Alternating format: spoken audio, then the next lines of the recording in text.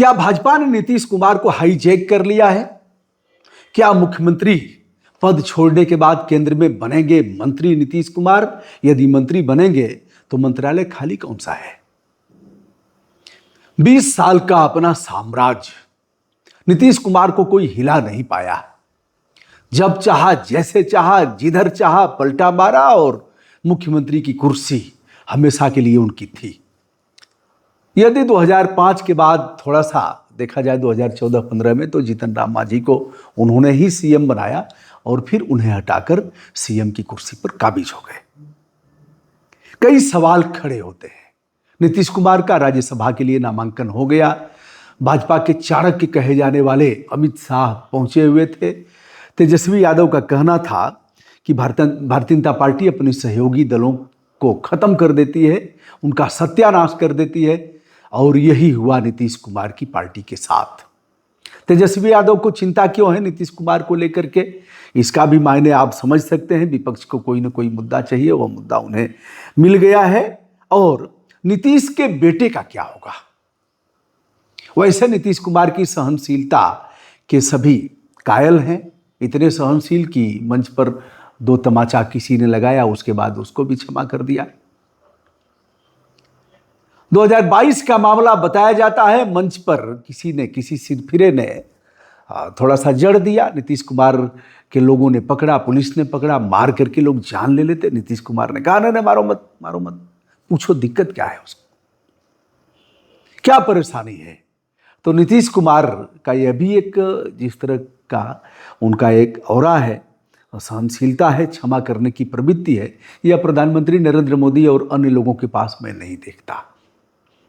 मोदी जी की माता जी को कांग्रेस के मंच पर एक ने कोई अपशब्द कह दिया, जिसे लेकर के डबल इंजन की सरकार है, अपराध भी दर्ज हुआ, पकड़ लिया गया, पकड़ने के बाद जेल में ठूस दिया गया, अपराध दर्ज हुआ। प्रधानमंत्री जी विदेश से आते ही लगे रोने, भाइयों बहनों हमारी माँ को गाली दी गई है, छठी मैया सब इसका हिसाब किताब लेंगी।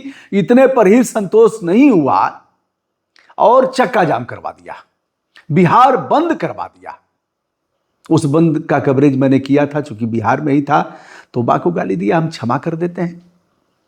ठीक है भैया, आपने गाली दिया और चलो हम क्षमा कर देते हैं। मूर्ख है, नहीं जानता हमारी मां को गरिया रहा है, ऐसे करके क्षमा। लेकिन यह व्यक्ति क्षमा नहीं करेगा। नीतीश कुमार नरेंद्र मोदी से 1000 गुना अच्छे हैं, बौद्धिक, मानसिक और इस तरह के क्षमाशीलता के स्तर पर।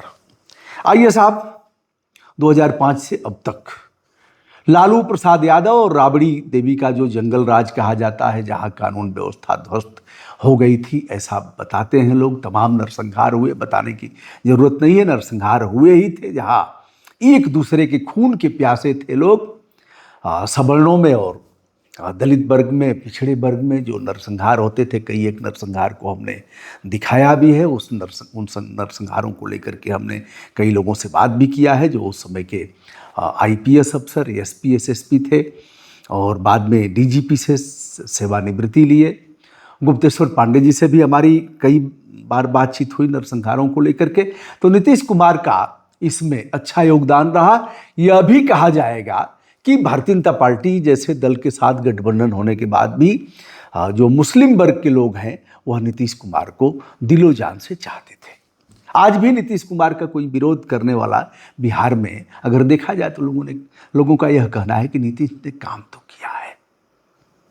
दोस्तों, जहां तक नीतीश कुमार के गांव का सवाल है, कल्याण बिगहा में, वहां भी लोग कह रहे हैं कि नीतीश के साथ विश्वासघात हुआ है। नीतीश को हमने एक बार फिर से मुख्यमंत्री बनाया था, इसलिए इनके दल को और गठबंधन को वोट दिया था कि 5 साल तक और यह मुख्यमंत्री पद पर काबिज रहेंगे, बिहार का विकास करेंगे। लेकिन भारतीय जनता पार्टी ने इन्हें हाईजैक कर लिया और नीतीश कुमार के साथ और हमारे साथ धोखा किया गया है। सवाल यह भी है कि क्या मानसिक शारीरिक अस्वस्थता के कारण नीतीश को राज्यसभा में भेज करके और यहां से हटाया गया है? इसका आरोप प्रशांत किशोर से लेकर के तमाम लोगों ने बताया कि अब उनकी समझ उस तरह की नहीं रही, भुलक्कड़ स्वभाव हो गया है, कुछ याद नहीं रहता है, वह स्टेमिना नहीं है, जिस स्पिरिट से काम करना चाहिए वह नहीं रह गया। और वो एक रिमोट की भांति हैं, कुछ लोगों से मिलते जुलते हैं, किसी का नाम वहाँ वो उनको याद नहीं रहता है। हो सकता है इस बात में सच्चाई हो, कुछ न कुछ सच्चाई हो सकती है। लेकिन यदि नीतीश कुमार मानसिक और शारीरिक रूप से इस प्रकार अस्वस्थ हैं तो फिर केंद्र में ले जाने का क्या मतलब है? वो रेस्ट करते, सलाहकार मंडल में उन्हें शामिल कर दिया जाता। गवर्नर तो ऐसे ही लोग बनाए जाते हैं जिनकी इंद्रियां शिथिल हो गई हों और अंतिम समय तक वह खूब राजभवन में रह करके आराम करें, आराम फरमाएं। कोई काम तो है नहीं राजभवन में गवर्नर का। अरे ये कह करके हमारे ऊपर कुछ होगा थोड़े ही, क्योंकि मैंने तमाम गवर्नर को जाना है जिनकी इंद्रियां काम नहीं कर रही थी। अगर देखा जाए तो कहना ठीक नहीं होगा, और इसका प्रमाण भी अब मांगेंगे तो मेडिकल प्रमाण में नहीं दे सकता, लेकिन लोग बताते हैं कि उनकी धोती में, मतलब उस पर भी कंट्रोल नहीं था, पेशाब हो जाता था। ऐसे लोग भी गवर्नर रहे। अंतिम समय तक इंतजार करो, गवर्नर रहते ही इनका यह प्राण त्याग दें तो ठीक है, अंतिम समय तक। ऐसे तमाम लोगों का नाम मैं जानता हूं, बताने की जरूरत नहीं, आप खुद जानते हैं। लेकिन अगर नीतीश कुमार की यह स्थिति है तो राज्यसभा में भेजने का क्या मतलब है? राज्यसभा जाने के बाद अब उनको सीट, कौन सा मंत्रालय मिलेगा? अगर देखा जाए प्रधानमंत्री जी तो जीते जी इसको छोड़ेंगे नहीं, चाहे जो हो जाए। अगला चास करने के लिए फिर से तैयार हैं। अगली बार अब जिस तरह से लड़ा रहे हैं प्रधानमंत्री जी, अगड़े पिछड़े और दलितों में लड़ाई करा रहे हैं सड़क तक, तो जाहिर सी बात है कि उनकी इच्छा है कि अगली बार अब हिंदू मुस्लिम नहीं चलेगा, सनातन नहीं चलेगा। अगली बार और भी हमारे दाव सारे फेल हो जाएंगे, झूठ बोलना हमारा नहीं चलेगा। अब जो गटर के पानी से हम चाय बना करके दिखा दिए थे वो अभी नहीं चलेगा। घड़ियाल को पकड़ करके पटक करके अपने घर ले आए थे वो अभी नहीं चलेगा। यह सब सारा झूठ का पोल खुल चुका है। तो अगली बार क्या करेंगे? मांगा नहीं था, उसके बाद भी हमने दिया। जब तक मैं जिंदा हूं आरक्षण कोई छीन नहीं सकता इनसे, कहने का क्या मतलब है? बहरहाल प्रधानमंत्री जी अपना पद छोड़ेंगे नहीं कि नीतीश कुमार जी को बैठा दें और कहें कि अब फकीर हूं, झोला उठाया और निकल गया।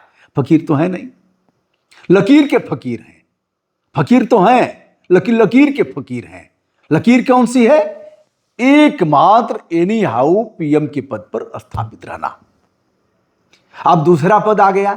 दूसरे पद पर पहले बाबू राजनाथ सिंह जी थे, उनको पटक कर पछाड़ कर अमित शाह दूसरे नंबर पर हो गए। युवा थे अभी अमित शाह, शरीर में बल है और जेल ओल से सब घूम घाम करके अपना सब अच्छा बना लिया है। उनको सब बाहर भीतर फैटिंग फैटा सबका तजुर्बा है बढ़िया से। तो राजनाथ सिंह जी को पछाड़ कर दूसरे नंबर पर हो गए। अमित शाह तो हटेंगे नहीं। अब तीसरा नंबर आ गया राजनाथ सिंह जी का। हो सकता है क्योंकि अभी गुटुरगु कर रहे हैं अपने पद पर बने रहने के लिए, सारा तेवर इनका खत्म हो गया। तेवर तो अब रहा नहीं बाबू साहब के पास। बाबू साहब एनी हाउ अब आगे अगर ठीक ठाक रहा तो राष्ट्रपति का हो सकता है। इसलिए इस प्रत्याशा में बाबू साहब मूक और बधिर होकर केवल और केवल जय जयकार करेंगे। इसके बाद कौन सा पद रह गया? वित्त मंत्री का है, मानव संसाधन का है, नितिन गडकरी वाला पद है। इसके बाद 3 के बाद हो सकता है कहीं कोई खाली वाली करा करके और कोई पद इनको दिया जाए। गिरिराज सिंह कह रहे हैं कि नीतीश कुमार अपनी मर्जी से गए हैं और नीतीश कुमार स्वयं कह रहे हैं कि नीचे तो हम दोनों सदनों में रह चुके हैं, यानी विधानसभा और विधान परिषद में, लेकिन हमारी अंतिम इच्छा थी कि हम ऊपर के दोनों सदनों में यानी लोकसभा और राज्यसभा में दोनों का हम प्रतिनिधित्व करें।